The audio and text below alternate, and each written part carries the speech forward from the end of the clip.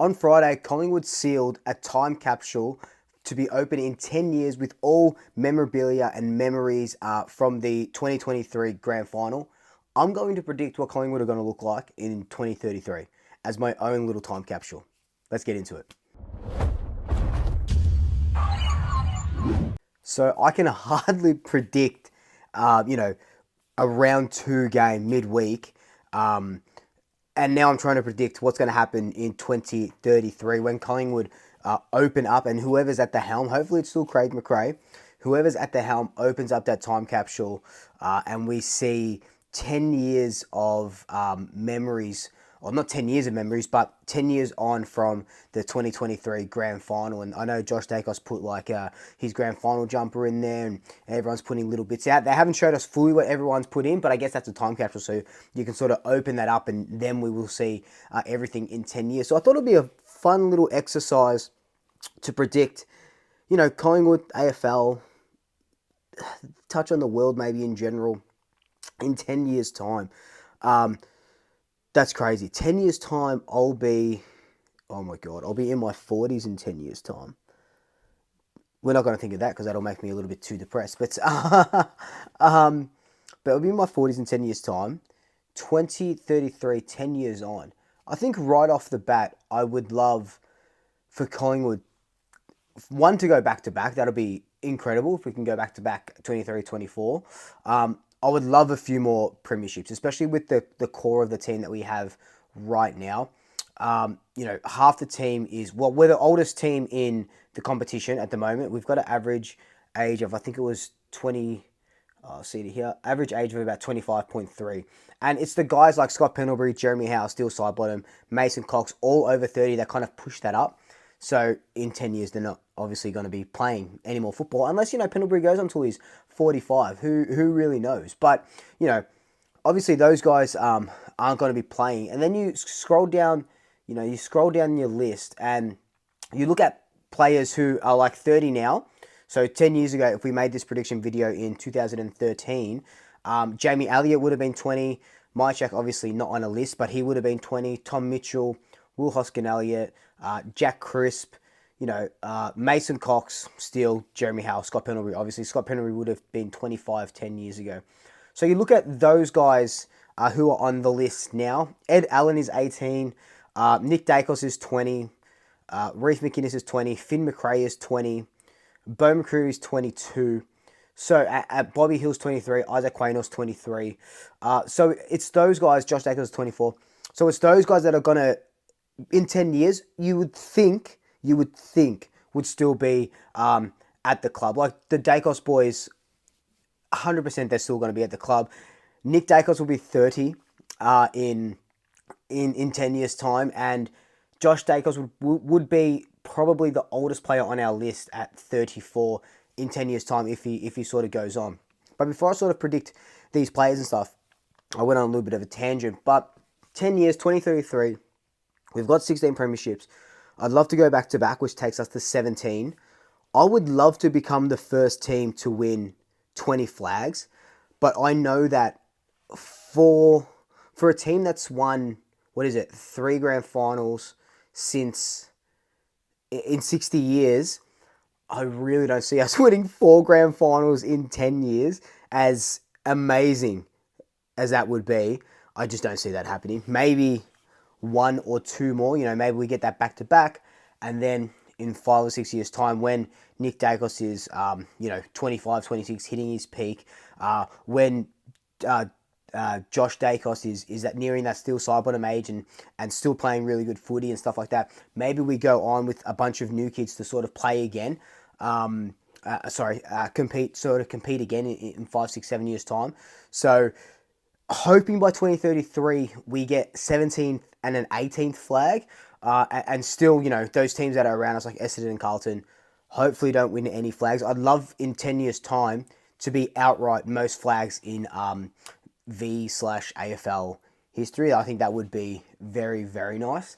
But in the terms of Collingwood itself, I think, I reckon in 10 years' time, we're still in the same sort of, AIA Centre or whatever that may be called now.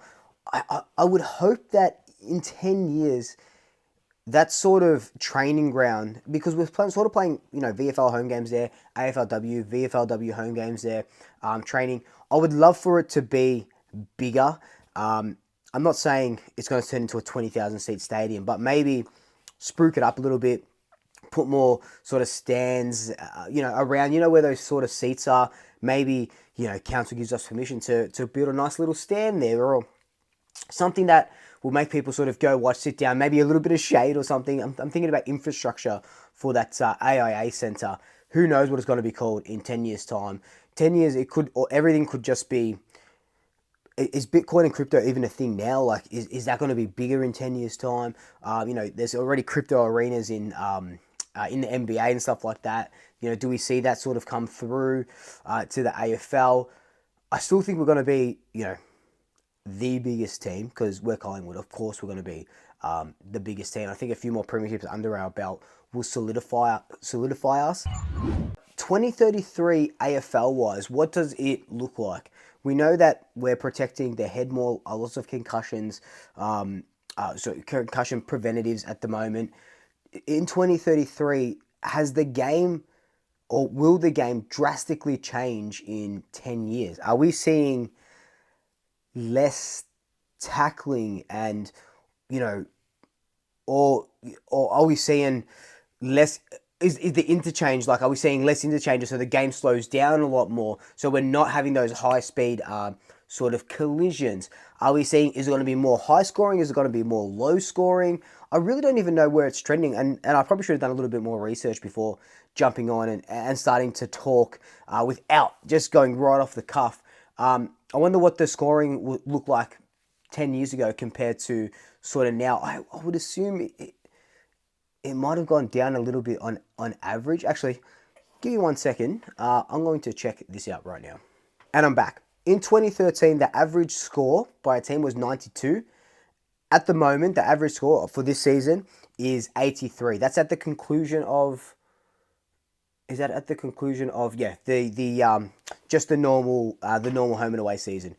So you got to think 10 years ago there wasn't as many games. There's 23 games were played this season, obviously, and then 10 years ago, 22 games were played. Still 18 teams, and still, you got to think that the Giants in that season won one game, lost 21. Melbourne won 2 games, lost 20. So those are the ones that are sort of boosting up that average score.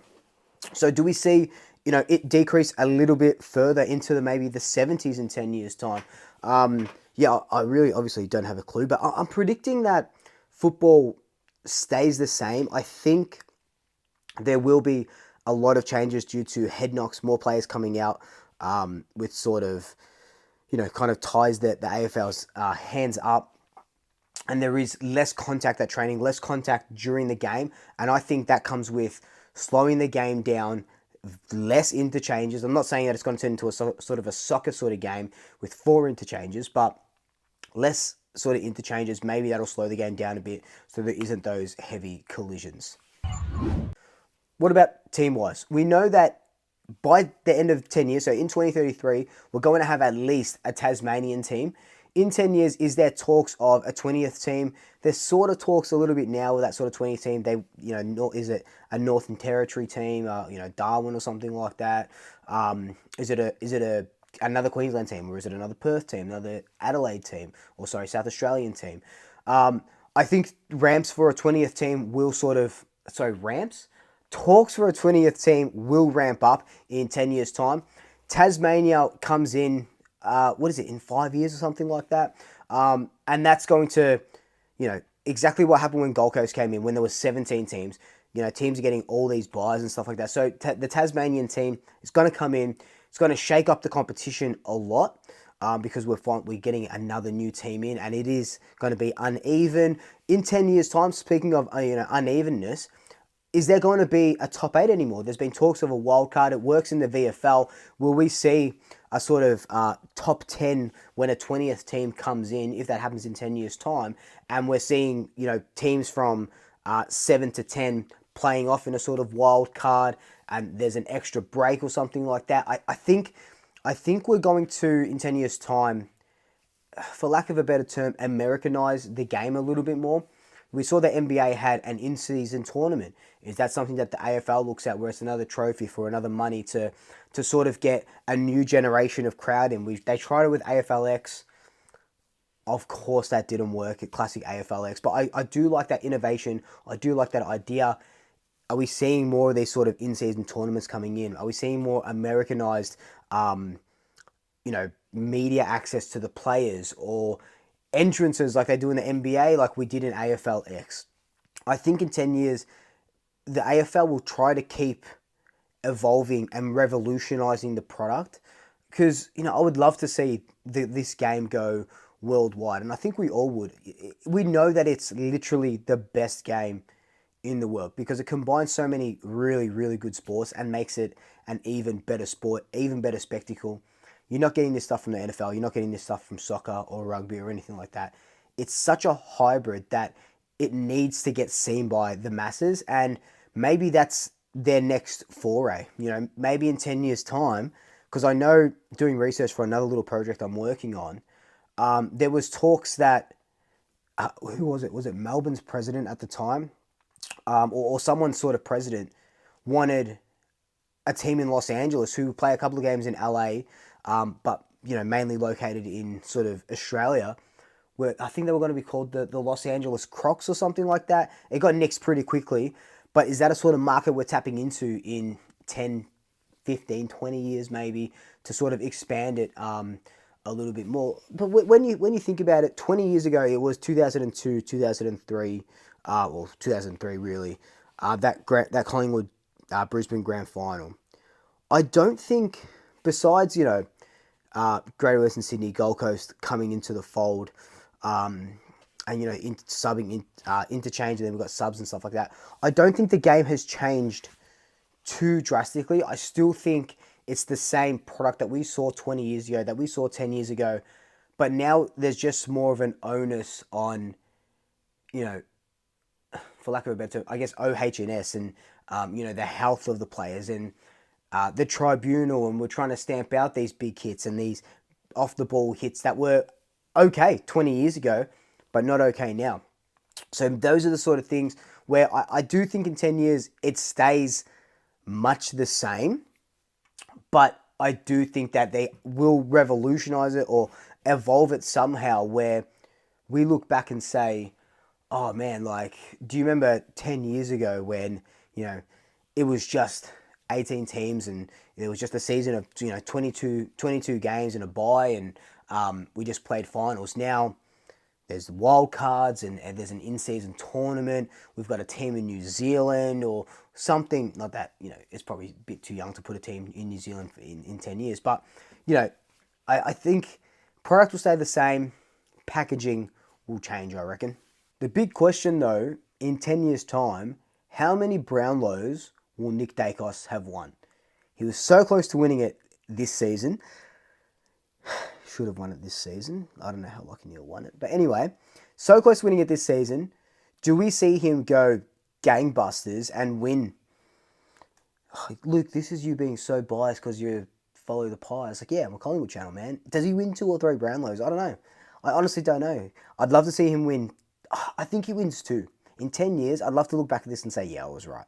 I think he wins 2 Brownlows. He is just that sort of good. But in regards to premierships, do we finally see, I think by the end of the 10 years, so in 2033, we see St Kilda win a premiership. They'll get their second premiership. I'm just looking through the teams now. St Kilda will win one. I dare say Carlton would win one as well before their sort of time is up. I think North will surprise a few and probably win one in the next 5 years. I feel like North Melbourne will win a premiership. And I think, I want to say, I don't know why, but I want to say Gold Coast are going to win a premiership before GWS. And I know that's really stupid because GWS missed out on a grand final by a point after we beat them. And this is probably going to come and bite me on the ass, but that's all right. It's a 10-year prediction. I think Gold Coast are going to win a grand final before the Giants in 10 years' time. But anyway, guys, this has just been a really crazy sort of video. Like, I was on the couch and I was thinking, oh, that was, and I was seeing some video of like the Braden Maynard putting some stuff into that time capsule. Saying, oh, 10 years, what a ride that'll be, 10 years. And I go, oh, that'll probably make a cool video. No research, come in. These are literally all my thoughts, as you can see, my brain ticking as we're going along. But they're my 10-year 2033 predictions. Where do you think the game will sit in 10 years' time? How many premierships are Collingwood going to win? How many Brownlows is Josh or Nick Dacos going to win? Leave your thoughts in the comment section below. But until then, like, comment, subscribe, tell your family, tell your friends, tell your pets, and until next time, Double Shackers, I'll see you later.